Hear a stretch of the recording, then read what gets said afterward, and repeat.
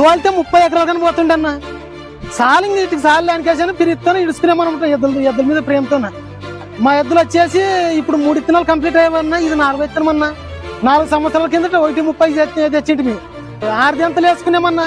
23 ఇంచులు గుంటక 34 ఇంచులు గొర్రు దెంత పట్టినా రోజు 6 దింతలు వేసుకున్నామే. 23 ఇంచులు గుంటక 22 ఎకరాలు చేను. ఎవరికైనా డౌట్ ఉంటే కూడా చేను చూపిస్తాము.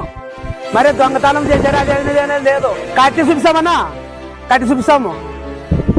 రేపే కూడా మరి పొద్దున్నే మరి దినాలు అవసరం లేదు. ఇవన్నా నాకు ఇంత తిరిగితే కూడా తొలదరలేదు.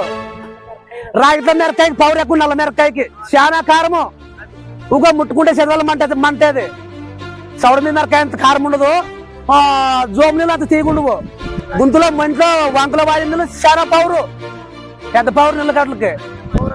మా ఎద్దున మన ఎంత పౌరు ఉంటావో మా ఎద్దులు కూడా అంతే పౌరు.